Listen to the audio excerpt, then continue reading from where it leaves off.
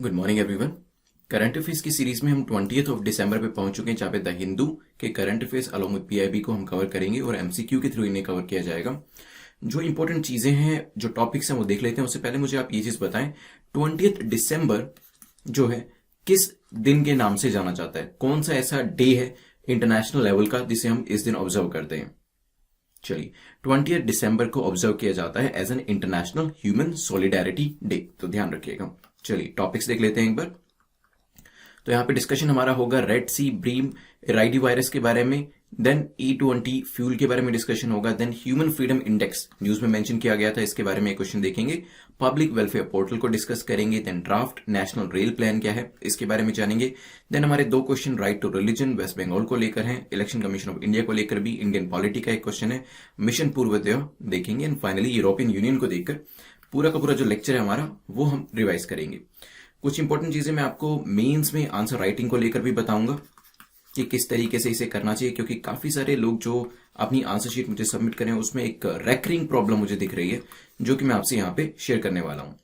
कोई भी आपका डाउट होता है तो @prince_luthra पे आप मुझे टेलीग्राम कर सकते हैं। नए मेंबर्स जिन्होंने अभी रिसेंटली ज्वाइन किया उनको वेलकम कर लेते हैं। तो गार्गी ने, दीपक कुमार, गौरव सिंह ने, देन बादा वत्सु श्रीनिवास ने, MD ने और आर्य ने अभी रिसेंटली हमारी वेरियस सीरीज को यहाँ पर ज्वाइन किया है।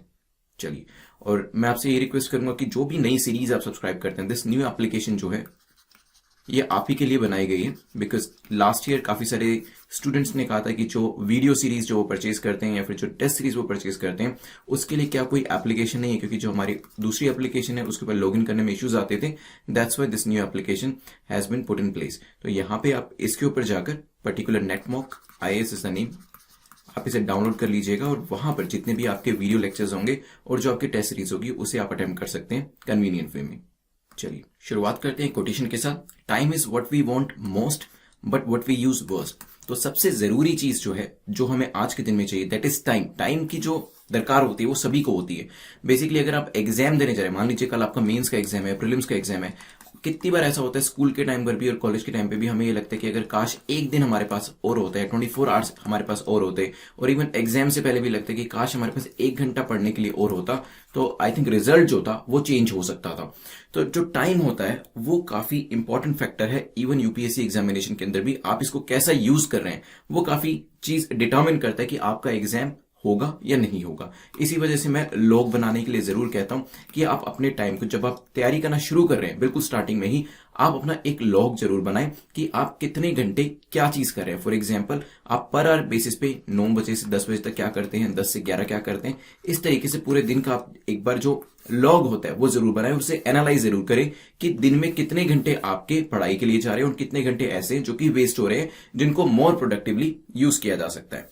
चलिए, तो यहाँ पे फर्स्ट क्वेश्चन को शुरू करने से पहले कुछ मेंस की चीज मैं आपको बता देता हूं।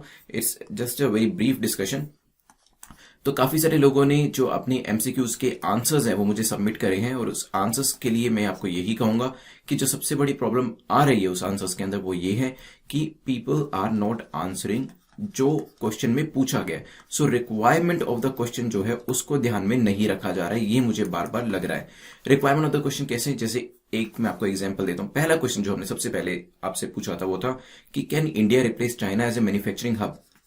ये चीज मैंने आपसे पूछी थी, और यहां पर काफी सारे लोगों ने बहुत अच्छे आंसर्स भी करे, इवन 9 आउट ऑफ 15 भी स्कोर किया काफी स्टूडेंट्स ने। आई रिमेंबर अरुंधति ने शायद 9 स्कोर किया था इसके अंदर। इवन आरती का आंसर भी काफी अच्छा था, पीयूष ने भी काफी अच्छा आंसर इसके अंदर लिखा है।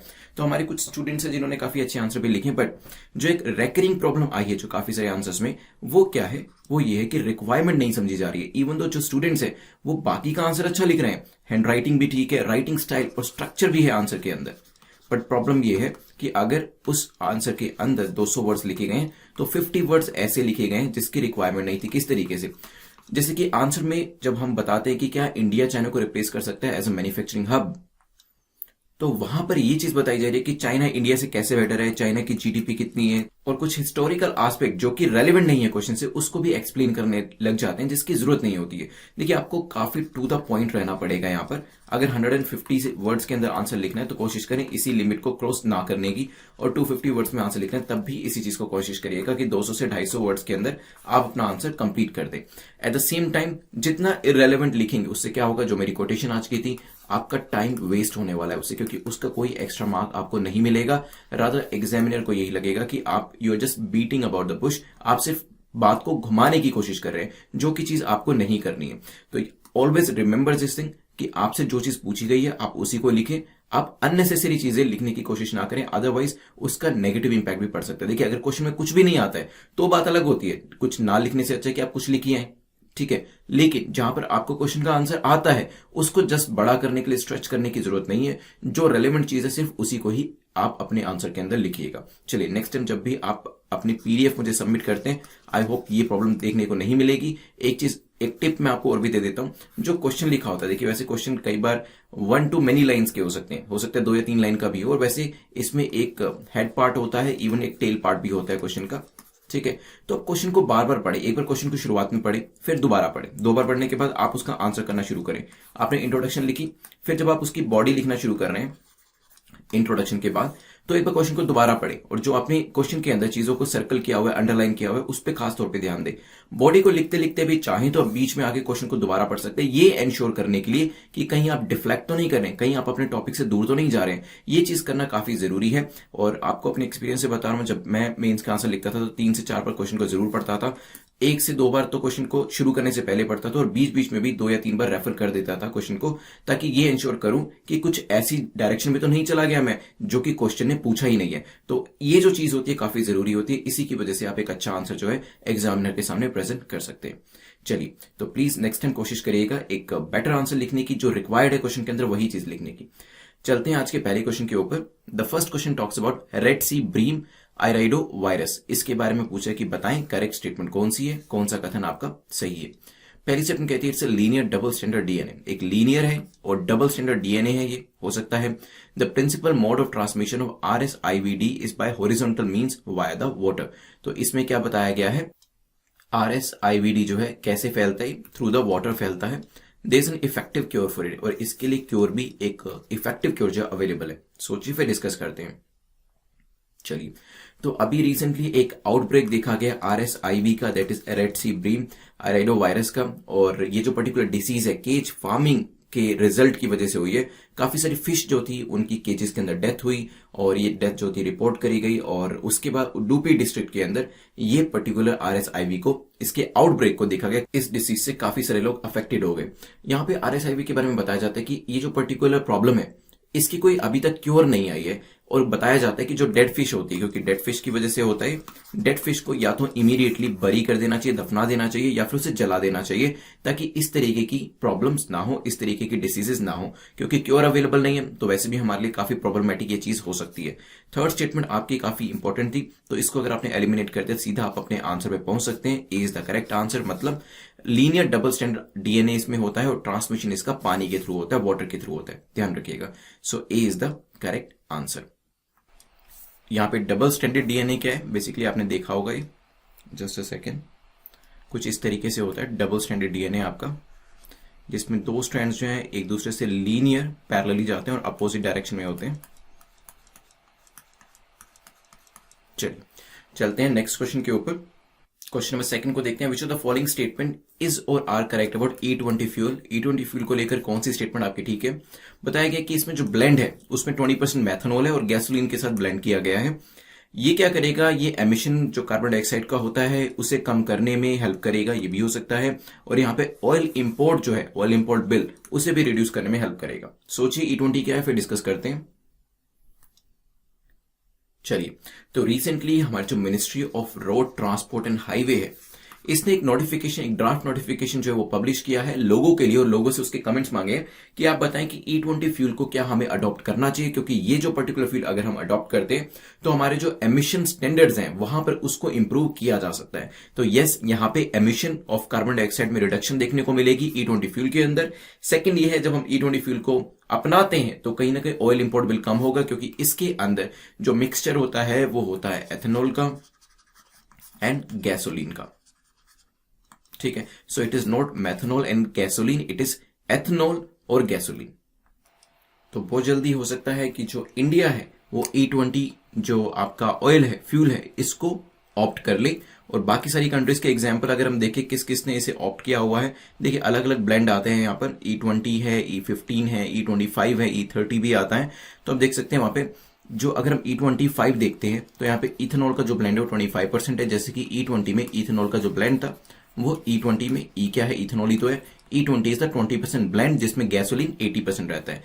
ब्राजील ने E25 को अडॉप्ट किया हुआ है। चलिए नेक्स्ट क्वेश्चन पे चलते हैं। नेक्स्ट क्वेश्चन बात करता है ह्यूमन फ्रीडम इंडेक्स 2020 को लेकर बताएं कौन सी स्टेटमेंट आपकी करेक्ट है। देखिए मैंने ना इंडेक्स के ऊपर एक आपका जो पूरा वीडियो है वो बनाया जिसके अंदर 5 से 6 इंडेक्स या इंडाइसिस को कवर किया गया है, और उसमें ये देखा गया कि ये जो इंडाइसिस होती है, जो इंडेक्स होते हैं, इसको कौन लेके आता है, तो कौन सी एजेंसी या ऑर्गेनाइजेशन लेके आती है, इंडिया का रैंक उसके अंदर क्या है, ठीक है, इसके अलावा उसमें टॉपर कौन है, और उसके अंदर फैक्टर्स कौन कौन से कंसीडर किए जाते हैं। ये सब चीजों के बारे में वीडियो जो ऑलरेडी पब्लिश हो गया है। जो नेटमॉक का सिस्टर चैनल है नेटमॉक यूपीएससी, यहां पर जो है इस पर्टिकुलर वीडियो को डाला गया, तो आप इस पर्टिकुलर चैनल पे नेटमॉक यूपीएससी पर जाकर इस वीडियो को देख सकते हैं। और साथ में यहाँ पे एनसीईआरटीज के वीडियोस जो है वो भी डालने शुरू कर दिए, जिसमें स्टैटिक एनसीईआरटीज को शुरू किया गया है। हिस्ट्री और पॉलिटी के जो लेक्चर्स है वो यहां पर डाले जा रहे हैं, तो उनको भी आप जाकर अपनी नॉलेज को एनहेंस कर सकते हैं। चलिए अपने क्वेश्चन पे वापस आते हैं। अगर हम ह्यूमन फ्रीडम इंडेक्स की बात करें, the index was published by American think tank Cato Institute and Fraser Institute in Canada. तो कैटो इंस्टीट्यूट और फ्रेजर इंस्टीट्यूट कनाडा ने इसको पब्लिश किया है, हो सकता है। इसमें 76 इंडिकेटर्स होते हैं जिसमें पर्सनल, सिविल और इकोनॉमिक फ्रीडम्स की बात करी जाती है। तो 3 तरीके की फ्रीडम्स जो है इसमें होती है, ये भी हो सकता है। इसमें इंडिया का जो रैंक है वो 94th आया है out of 162 countries in 2020। 162 countries में से इंडिया का जो रैंक है वो कितना है, 94th। सोचिए क्या आंसर होगा, फिर इसको डिस्कस करते हैं। चलिए, तो ह्यूमन फ्रीडम इंडेक्स 2020 जो एक वर्ल्ड वाइड रैंकिंग देता है, और बिल्कुल सही बात बताई गई है, आप पैक करके याद रखिएगा, जिसमें पर्सनल फ्रीडम है, इकोनॉमिक फ्रीडम है और आपकी सिविल फ्रीडम है। इन तीनों फ्रीडम की बात करी जाती है, पैक फ्रीडम की बात करी जाती है। 76 इंडिकेटर्स इसमें होते हैं। सेकंड स्टेटमेंट आपकी यहां पर करेक्ट हो जाती है। रिसेंटली अभी इसे रिलीज किया गया है, और इसे रिलीज किया गया है Cato Institute and Fraser Institute in Canada के द्वारा। तो यहां पे फर्स्ट स्टेटमेंट आपकी करेक्ट हो जाती है। अगेन इंडिया की रैंकिंग की बात करें तो इंडिया का रैंक ज्यादा अच्छा नहीं आया, 111th पोजीशन पे इंडिया आया है आउट ऑफ 162 कंट्रीज। अगर बात करें लास्ट टाइम हमारी जो रैंकिंग थी वो 94th पोजीशन पे थे हम, और अभी हमारी जो रैंकिंग है वो नीचे गई है। तो दैट मींस जो फ्रीडम है तीनों एरियाज के अंदर कहीं ना कहीं वो डैमेज हुई है, इस वजह से जो रैंक है वहां पर भी हमें गिरावट देखने को मिली है। आंसर क्या हो जाएगा, A will be the correct answer. और जब भी इस तरीके की हम इंडेक्स में रैंकिंग देखते हैं तो आसपास की जो कंट्रीज हैं उनके साथ कंपैरिजन करना भी ज्यादा इंपॉर्टेंट होता है। जैसे कि अगर हमने एचडीआई के अंदर कंपैरिजन किया था तो इंडिया की पोजीशन उतनी अच्छी नहीं थी। यहां पर अगर बात करें तो हमारी जो रैंकिंग है, इंडिया का जो रैंक आया है 111 है, ठीक है। चाइना की बात करें तो चाइना का रैंक जो है वो 129 है, हमसे पीछे है। अगर हम ह्यूमन फ्रीडम इंडेक्स की बात करते हैं, ह्यूमन फ्रीडम की बात करते हैं, और बांग्लादेश का जो रैंक है वो इवन और भी वर्ष है 139। चलिए, अगर हम यहाँ पे टॉपर्स की बात करें ग्लोबल परफॉर्मेंस की, तो न्यूजीलैंड, स्विट्जरलैंड, हांगकांग जो है उनको फर्स्ट 3 स्पोर्ट्स जो है वो मिले हैं, तो टॉप पोजीशन पे रहे हैं ये कंट्रीज। और ऐसा कहा जा रहा है कि हांगकांग अभी तो टॉप पोजीशन पे है, लेकिन हो सकता है आगे आने वाले टाइम में इसकी पोजीशन सही ना हो because of the China's aggressive intervention. अगर आपको याद हो, एक क्वेश्चन मैंने बताया था जिसमें आपसे पूछा था बेसिक लॉ के बारे में, व्हाट इज बेसिक लॉ, और वहां पे यही चीज कही गई थी कि लॉ जो आपकी हांगकांग अपना फॉलो करता है, लेकिन चाइनीज जो है वो अभी बेसिक लॉ के अंदर भी इंटरफेरेंस कर रहे हैं, और कहीं ना कहीं हांगकांग की वर्किंग उनके लेजिस्लेचर के अंदर भी इंटरफेरेंस कर रहे हैं। तो हो सकता है फ्रीडम जो है आगे आने वाले टाइम में हांगकांग उतनी ज्यादा इंजॉय ना कर पाए। चलते हैं नेक्स्ट क्वेश्चन के ऊपर। क्वेश्चन नंबर 4 जो है पीडब्ल्यूपी के बारे में पूछा गया। पब्लिक वेलफेयर पोर्टल को अभी रिसेंटली किसने लॉन्च किया, किस पर्टिकुलर यूटी या स्टेट ने लॉन्च किया, सोचिए। चलिए, तो पीडब्ल्यूपी पब्लिक वेलफेयर पोर्टल को अभी राजस्थान के द्वारा लॉन्च किया गया, अभी एक दिन पहले ही लॉन्च किया गया इसे। इसके बारे में कुछ इंपॉर्टेंट चीजें जान लेते हैं। पब्लिक वेलफेयर पोर्टल जिसे कि जल कल्याण पोर्टल भी कहा जाता है। देखिए होता क्या है, कई बार जो गवर्नमेंट है काफी सारी स्कीम्स के साथ आती है। ठीक है, देखिए आप लोग तो सिविल सर्विसेज की तैयारी करें तो आपको काफी सारी स्कीम्स के बारे में पता होता है, लेकिन इमेजिन करिए जब तक आप इसकी तैयारी नहीं कर रहे थे, जब आप स्कूल कॉलेज में अपने प्रोबेबली ग्रेजुएशन कर रहे थे या फिर 11th-12th के एग्जाम दे रहे थे, तो उतनी ज्यादा स्कीम्स के बारे में हमें जानकारी नहीं हुआ करती थी। सिमिलरली लोगों को भी इस चीज के बारे में जानकारी नहीं होती है कि गवर्नमेंट की स्कीम्स क्या क्या चल रही हैं, उसकी एलिजिबिलिटी क्या है, उसमें क्या कंडीशंस है और उनको सबसे जरूरी क्या बेनिफिट्स मिलने वाले हैं उन स्कीम से, राइट। और इसी वजह से बहुत सारे बेनिफिट्स जो उनको मिल सकते हैं, जो कि वो पोटेंशियली उसके लिए एलिजिबल हैं, लेकिन वो नहीं मिल पाते क्योंकि इन्फॉर्मेशन गैप हमेशा एग्जिस्ट करता है। इसी इन्फॉर्मेशन गैप को दूर करने के लिए पब्लिक वेलफेयर पोर्टल बनाए जाते हैं और राजस्थान गवर्नमेंट ने ऐसा करके दिखाया। आगे आने वाले टाइम में बाकी स्टेट्स जो उनको भी इस चीज को फॉलो करना चाहिए और पब्लिक वेलफेयर पोर्टल बनाने चाहिए, जिसमें लोगों को पता चल सके कि उनकी गवर्नमेंट के द्वारा बनाई गई जो स्कीम्स है वो उनको किस तरीके से फायदा पहुंचा सकती है, क्या क्या बेनिफिट्स उसके अंदर है और उसकी एलिजिबिलिटी क्या है। चलिए नेक्स्ट क्वेश्चन पे चलते हैं, विच इज क्वेश्चन नंबर 5। पूछा गया national rail plan, basically draft national rail plan के बारे में पूछा गया है कि बताएं कौन सी स्टेटमेंट आपकी करेक्ट है, कौन सा कथन सही है। पहली स्टेटमेंट कहती है it aims to cater the growth in demand right up to 2050। तो यहाँ पे 2050 तक जो आपकी डिमांड जो है उसमें ग्रोथ होने वाली है। यहाँ ऑब्जेक्टिव रखा गया कि एटलीस्ट वो जो डिमांड है उसको केटर किया जा सके। हो सकता है यहाँ पे ये भी टारगेट किया जा रहा है कि जो फ्रेट ट्रेन है उनकी जो एवरेज स्पीड है उसको इंक्रीज किया जाए। This is also possible. Several new high speed rail corridors उनको भी आइडेंटिफाई किया गया। देखिए रेलवे में जो एक सबसे बड़ा इशू है वो फ्रेट ट्रेन के साथ होता है और मैं आपको बताऊं कि फ्रेट ट्रेन ही जो है they are the earning train for Indian Railways. अगर हम पैसेंजर ट्रेन की बात करते हैं तो यहां से या तो अर्निंग नहीं होती है या अगर अर्निंग होती भी है तो बहुत कम होती है, लेकिन जो फ्रेट ट्रेन होती हैं they are the real earning horses for the Indian Railways. तो जो भी अर्निंग होती है वो ज्यादातर आपकी फ्रेट ट्रेन से ही होती है और फिर जो पैसा यहां से कमाया जाता है, जो फ्रेट ट्रेन से, जो मालगाड़ियों से पैसा कमाया जाता है, उससे जो पैसेंजर्स होते हैं उनकी सवारी को सब्सिडाइज किया जाता है। तो ये जो है सबसे इंपॉर्टेंट है, बट इन्हीं पे ही ध्यान नहीं दिया जाता। इसका पहले तो कोई कैलेंडर भी नहीं हुआ करता था। अभी रिसेंटली फ्रेट ट्रेन का जो कैलेंडर था उसको लॉन्च किया गया था। तभी क्या होता था कि एक ट्रेन जो फ्रेट ट्रेन चली, मालगाड़ी जो एक चली, वो अब कब पहुंचेगी अपने डेस्टिनेशन पे ये किसी को भी नहीं पता होता था। रेलवे को भी नहीं पता होता था क्योंकि इस चीज का कोई कैलेंडर ही नहीं था। ठीक है, पहले तो स्पीड इतनी कम हो गई मालगाड़ी की, अपने अपने स्पीड कम है। सेकंड, कोई भी राजधानी या कोई दूसरी ट्रेन जाएगी तो मालगाड़ी को रोक दिया जाता था ताकि पैसेंजर ट्रेन को भेजा जा सके। इस सभी चीजों की वजह से प्रॉब्लम होती थी क्योंकि जो डिले होता था वो काफी ज्यादा हो रहा था। यहां पर तभी एक रीजन बनाया गया कि पहले तो सबसे पहले इसके अंदर एक कैलेंडर लेके आया जाए कि जो फ्रेट ट्रेन होंगी उसका एक टाइमिंग होना चाहिए। सेकंड, यहां पे जो बात करी जा रही है वो बिल्कुल सही है कि फ्रेट ट्रेन की जो स्पीड है उसको इंक्रीज करना चाहिए ताकि एक जगह से दूसरी जगह पे जो सामान ले जाना है वो कम से कम समय में पहुंचाया जा सके। तो सेकंड स्टेटमेंट आपकी करेक्ट हो जाती है। फर्स्ट भी आपकी करेक्ट है क्योंकि यहां पर 2050 तक की डिमांड को केटर करने की बात करी गई है और नए नए हाई स्पीड रेल कॉरिडोर जो है उनको भी आइडेंटिफाई करने की बात करी गई है। चलिए, तो आंसर हो जाएगा आपका डी। चलते हैं नेक्स्ट क्वेश्चन के ऊपर। Crack UPSC exam in 200 days की जो सीरीज थी, इसको बनाने का जो पूरा आइडिया था ये सिर्फ उन स्टूडेंट्स के लिए बनाई गई थी जो कि डे वाइज प्रिपरेशन करना चाहते हैं और एक शेड्यूल के साथ प्रिपरेशन करना चाहते हैं। अपने किसी भी दिन को मिस नहीं करना चाहते हैं, ये नहीं चाहते हैं कि उनका कोई भी दिन वेस्ट चला जाए। इसी वजह से यहाँ पर डे वाइज असाइनमेंट्स जो है वो आपके क्रिएट किए गए थे ताकि आपका कोई भी दिन जो है वो वेस्ट ना जाए, आपको एक ऑर्गेनाइज वे में तैयारी करने का मौका जो है वो जरूर मिले। तो this is for the people जो कि डेली बेसिस पे ऑर्गेनाइज तरीके से तैयारी करना चाहते हैं, जिसमें आप डे 1 पे जाएंगे, आप अपने असाइनमेंट्स को ओपन करेंगे, उसे कंप्लीट करेंगे। सिमिलरली फिर उसके बाद अपनी सेल्फ स्टडी करेंगे, देन डे 2 पे जाएंगे, डे 3 पे। इसी तरीके से ओवरऑल आप एक ऑर्गेनाइज वे में, हैपेसेट वे में नहीं कि आज कुछ पढ़ लिया कल कुछ पढ़ लिया और एंड में देखा तो कुछ भी आपने ना रिवाइज किया ना कंप्लीट किया। इसी वजह से एग्जाम जो होता है फिर नहीं हो पाता है। जो लोग, जो एस्पिरेंट्स यहाँ पे ऑर्गेनाइज वे में तैयारी करना चाहते हैं, this particular series is made for them, ताकि आप एक स्ट्रक्चर्ड वे में तैयारी कर पाए, जिसमें आप बेसिकली एनसीईआरटीज पढ़ते हैं, अपनी फाउंडेशन क्रिएट करते हैं, तो देन आपको बिल्डिंग बनानी है उसके ऊपर। दैट मीन्स आप फिर जो स्पेशलाइज बुक्स हैं उस सब्जेक्ट की वो पढ़ना शुरू करते हैं। इसमें आपको क्लास लेक्चर्स मिल जाते हैं और एमसीक्यू वीडियोस मिल जाते हैं। एवरीडे बेसिस पे आपका एक ऑर्गेनाइज वे में तैयारी चलती रहती है टिल द डे 200, ताकि 200 दिन के बाद आपको ये चीज पता हो कि जो पिछले 200 दिन है उसमें आपने काफी ज्यादा मेहनत करी है और जो आपकी तैयारी है वो सिर्फ हार्ड वर्क से नहीं स्मार्ट वर्क से भी हुई है, so that you could clear this examination. इसके जो सैंपल वीडियोस है वो आप देख लीजिएगा, क्लास वीडियोस। चलते हैं नेक्स्ट क्वेश्चन के ऊपर। तो यहाँ पे आपको क्वेश्चन नंबर 6 के अंदर वेरियस पेयर्स दिए गए हैं, आर्टिकल 25, 26, 27 है और आजकल जो फंडामेंटल राइट्स हैं वही हम अपनी 200 डेज की सीरीज में कवर कर रहे हैं। सो आर्टिकल 25 कहता है ये पर्टिकुलर राइट गारंटी करता है किस चीज के लिए? Freedom of conscience, freedom of to profess, practice and propagate the religion to all citizen. हो सकता है बेसिकली ये जो इशू है पूरा न्यूज में था, इस वजह से इस पे क्वेश्चन बनाया गया। इलाहाबाद हाई कोर्ट ने अभी एक स्टेटमेंट दी थी जिसको लेकर ये क्वेश्चन बनाया गया, उसको भी देखेंगे। बट पहले आर्टिकल 26 कहता है they can be no taxes the proceeds of which are directly use for the promotion of any religious denomination. तो यहाँ पे टैक्सेस नहीं होंगे जिससे कि आप रिलीजियस डिनोमिनेशन को सपोर्ट करेंगे, ऐसा आर्टिकल 26 कहता है। और आर्टिकल 27 कहता है right to acquire the immovable and movable property, ये आपको आर्टिकल 27 देता है। सोचिए फिर डिस्कस करते हैं।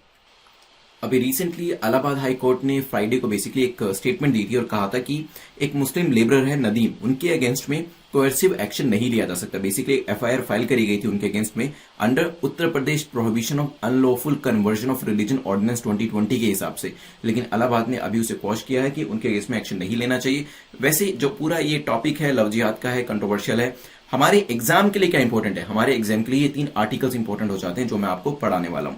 तो यहाँ पे आर्टिकल 25 की बात करें तो ये गारंटी करता है freedom of conscience, profess, practice and propagate religion. Yes, article 25 सही है। अगर हम बात करते हैं कि टैक्सेस को यूज नहीं किया जा सकता, कलेक्ट नहीं किया जा सकता किसी भी रिलीजियस डिनोमिनेशन को प्रमोट करने के लिए, तो ये बात भी बिल्कुल ठीक है, लेकिन it is given under article 27 ना कि आर्टिकल 26, क्योंकि आर्टिकल 26 के अंदर दिया है दैट एवरी रिलीजियस डिनोमिनेशन उनको वेरियस राइट्स दिए गए हैं and these rights are like right to form and maintain institution. अपने इंस्टीट्यूशन जो रिलीजियस इंस्टीट्यूशन है उसको बनाने का, उसको फॉर्म करने का, उसको मेंटेन करने का राइट दिया गया। Right to manage its own affair, जो भी ये इंस्टीट्यूशन होगा उसको मेंटेन करने का, साथ में ही उसके अफेयर्स को मैनेज करने का राइट भी दिया गया है। सिमिलरली इन इंस्टीट्यूशंस को right to acquire property, immovable हो या मूवेबल हो, ये भी दिया गया है and right to administer such property भी दिया गया है। ये सभी राइट्स जो आर्टिकल 26 के अंदर दिए जाते हैं। ठीक है, तो यहाँ पे ये जो सेकंड और थर्ड ऑप्शन था आपका इंटरचेंज करके दिया हुआ था, इसी वजह से इनकरेक्ट हो जाते। आंसर आपका हो जाएगा ए। क्वेश्चन नंबर 7 को देखते हैं। पूछा गया है West Bengal does not share its border with. तो वेस्ट बंगाल न्यूज में था, इस तरीके के क्वेश्चन पूछ लिए जाते हैं जहां पे एक पर्टिकुलर स्टेट जो है वो दे दिया जाता है आपको और पूछा जाता है कि किस पर्टिकुलर दूसरे स्टेट का बॉर्डर इससे टच करता है या नहीं करता है। तो आपको बताना है वेस्ट बंगाल का बॉर्डर इन चारों में से किससे टच नहीं करता है। झारखंड से टच नहीं करता है, बिहार से टच नहीं करता है, उड़ीसा से टच नहीं करता है, सिक्किम से टच नहीं करता है। सोचिए। चलिए, अभी बेसिकली सेंटर और स्टेट के बीच में कॉन्फ्रंटेशन देखा गया था। तो एक तरफ तो सेंटर है, दूसरी तरफ वेस्ट बंगाल स्टेट गवर्नमेंट है। हुआ क्या, यहाँ पे 3 आईपीएस ऑफिसर्स थे वेस्ट बंगाल काडर के। आप जानते हैं कि काडर जो होता है और अभी तो ग्रुपिंग होता है, उसके बेसिस पे आपको जो स्टेट होता है या फिर आपका जो जोन होता है वो अलॉट किया जाता है और उन्हीं स्टेट्स के अंदर फिर आप सर्विस अपनी प्रोवाइड करते हैं। यहाँ पे जो वेस्ट बंगाल काडर है, यहाँ से 3 आईपीएस ऑफिसर्स जो हैं उनको यूनियन होम मिनिस्ट्री ने वेरियस पोस्ट के ऊपर अपॉइंट किया। तो यूनियन होम मिनिस्ट्री ने बेसिकली उनको अपने लिए सर्विसेज प्रोवाइड करने के लिए यहाँ पर कॉल बैक किया। इस तरीके से आपको भी वर्किंग करनी पड़ेगी। जब शुरुआती दौर में आईएएस आईपीएस की तरीके से आप अपॉइंट होते हैं, सो आपका स्टेट में अपॉइंटमेंट होता है, डिस्ट्रिक्ट के अंदर अपॉइंटमेंट होता है एंड थोड़े टाइम के बाद ये चीजें भी देखने को मिलती हैं कि मिनिस्ट्री के अंदर आपको अपॉइंटमेंट जो है वो किया जाता है और कई बार यू में भी कॉल बैक कि आप वापिस आए और मिनिस्ट्री के अंदर अपनी सर्विसेज को प्रोवाइड करें। तो आते हैं अपने क्वेश्चन के ऊपर वापस। पूछा गया वेस्ट बंगाल का बॉर्डर किससे शेयर नहीं होता है, एक बार देख लेते हैं किस किस से बॉर्डर टच होता है। So this is West Bengal. नीचे उड़ीसा से टच हो रहा है, झारखंड से हो रहा है, यहाँ पर बिहार से भी टच हो रहा है। अगर आप यहाँ पे ऊपर देखेंगे तो सिक्किम से भी बॉर्डर टच हो रहा है, इवन असम से भी हो रहा है। चलिए देखते हैं। तो झारखंड से हो रहा था, बिहार से भी हो रहा था और नीचे उड़ीसा से भी और सिक्किम से भी हो रहा था। चारों से बॉर्डर टच हो रहा है। तो आंसर क्या हो जाएगा, D, none of the above. चलिए नेक्स्ट क्वेश्चन को देखते हैं।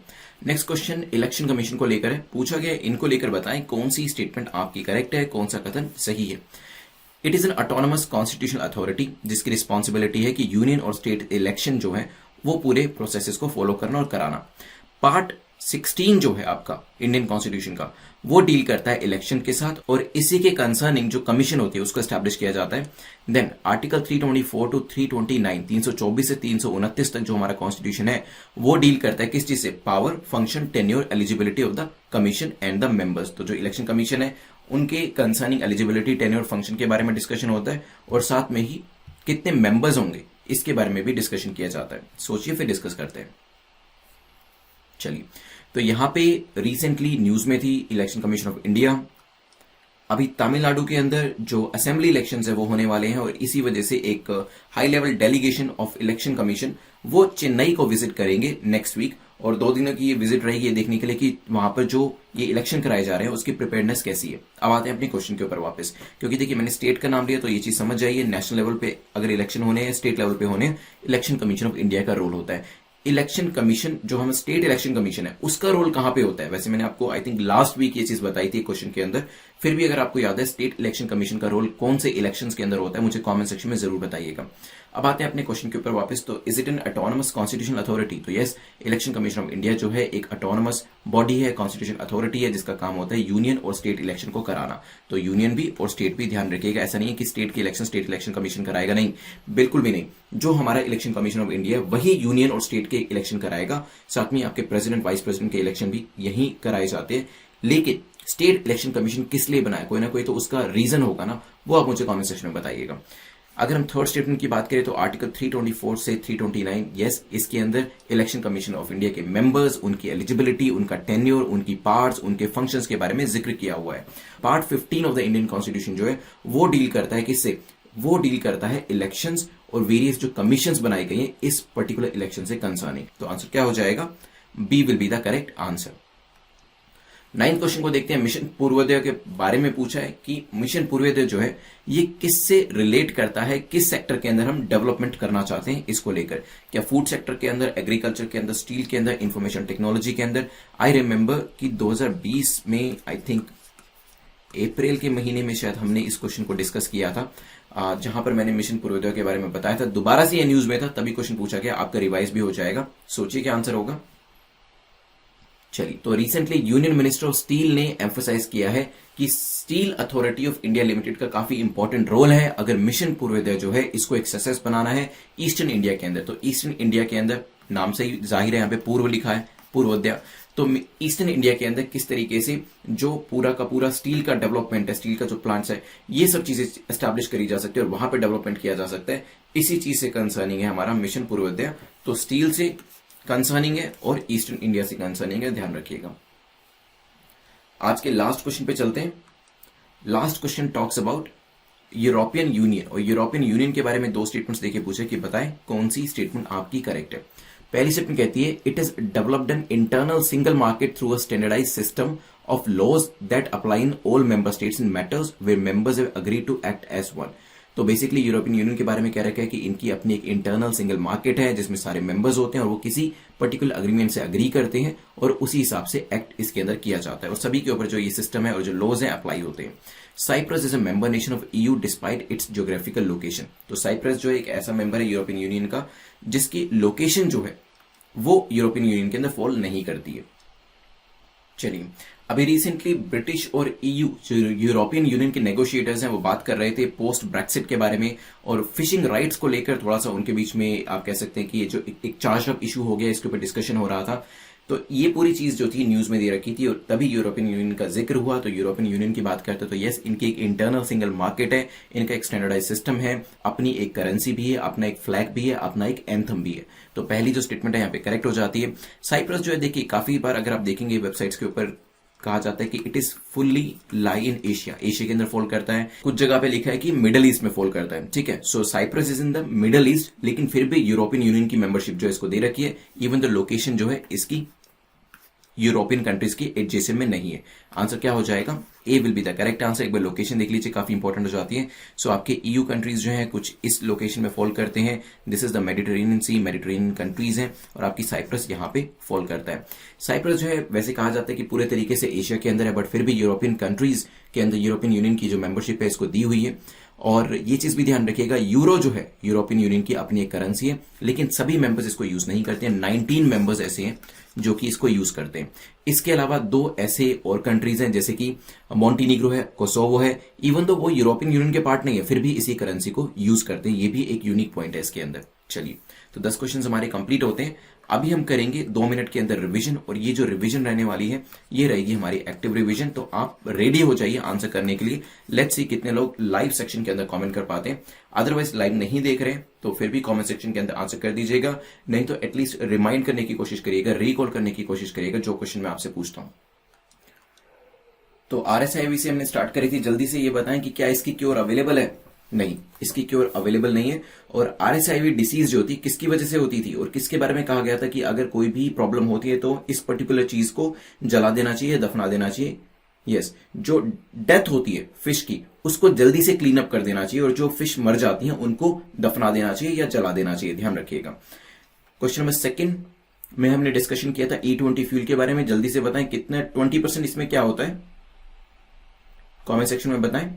Yes, E20, E10, E15, 25, E stands for ethanol. Ethanol रहता है, इससे जो एमिशन होगा वो भी कम होगा और इंपोर्ट बिल भी हमारा कम होने वाला है। देन ह्यूमन फ्रीडम इंडेक्स, ये बताएं इंडिया का रैंक क्या था इस बार। यस, इस बार इंडिया का जो रैंक है 111 था, लास्ट टाइम हमारा जो रैंक था 94 था। और इसके अलावा 3 तरीके की फ्रीडम होती है जिसको मैंने पैक कह के आपको बताया था। पर्सनल फ्रीडम होती है, इकोनॉमिक फ्रीडम होती है और सिविल फ्रीडम आपकी होती है। देन इसके बाद हमारा डिस्कशन हुआ था पीडब्ल्यूपी के बारे में। कौन सा स्टेट लेके आया इसे जल्दी से बताएं, जिसमें सारी इंफॉर्मेशन दे रखी है कि क्या क्या बेनिफिट्स होंगे, जो जो स्कीम्स गवर्नमेंट के द्वारा प्रोवाइड करी गई है, एलिजिबिलिटी क्या होगी, ये सब चीजों के बारे में बताया गया। तो राजस्थान इसको लेकर आया। चाहे तो शॉर्ट फॉर्म में भी आप आंसर कर सकते हैं, कमेंट सेक्शन के अंदर पूरा लिखने की जरूरत नहीं है, आप सिर्फ आर लिख दीजिएगा, या फिर जो एबीसीडी में से आपको आंसर लगता है वो भी आप चाहें तो लिख सकते हैं। देन हमने नेक्स्ट डिस्कस किया था नेशनल रेल प्लान के बारे में। 2050 तक का यहाँ पे जो विजन है वो रखा गया है। साथ में फ्रेट ट्रेन्स जो होती हैं उनकी स्पीड को बढ़ाने के लिए कहा गया और नए जो रेल कॉरिडोर्स हैं उनको भी आइडेंटिफाई करने के लिए कहा गया है। इसके बाद क्वेश्चन नंबर 6 में हमने देखा था, question number 6 was about article 25, 26, 27 जो टैक्सेस थे नहीं कलेक्ट किए जा सकते किसी भी रिलीजन को प्रमोट करने के लिए। ये कौन से आर्टिकल में दिए हैं जल्दी से बताएं मुझे। आर्टिकल 25 में, 26 में या 27 में। यस, आर्टिकल 27 के अंदर डायरेक्टली यूज इस पैसे का नहीं किया जा सकता। नेक्स्ट क्वेश्चन हमारा क्वेश्चन नंबर 7 था जो कि पूछ रहा था कि वेस्ट बंगाल का बॉर्डर किसके साथ शेयर होता है। तो यहाँ पे चारों ही स्टेट्स के नाम थे। क्या एमपी के साथ बॉर्डर शेयर होता है, जल्दी से बताएं मुझे। नहीं। क्या मेघालय के साथ होता है बॉर्डर शेयर? नहीं। देखिए, नॉर्थ ईस्टर्न रीजन के अंदर यहाँ असम टच कर रहा है और ऊपर सिक्किम टच कर रहा है। देन बाकी अरुणाचल, नागालैंड, मणिपुर, मिजोरम, त्रिपुरा टच नहीं कर रहे हैं। इसके बाद इलेक्शन कमीशन के बारे में डिस्कशन हुआ था हमारा। पार्ट कौन सा था जिसके अंदर हमने बात करी थी इलेक्शंस के बारे में और जो कमीशन को एस्टैब्लिश किया जाता है। पार्ट नंबर बताएं मुझे। 12, 13, 14, 15, 16। यस, पार्ट 15 था, ध्यान रखिएगा। यूनियन और स्टेट के इलेक्शन कराए जाते हैं। कमेंट सेक्शन में मुझे बताइएगा कि स्टेट इलेक्शन कमीशन का क्या काम होता है, किन के इलेक्शन स्टेट इलेक्शन कमीशन के द्वारा कराए जाते हैं। मिशन पूर्वोदय बताएं किस चीज से रिलेट करता था। यस, स्टील से।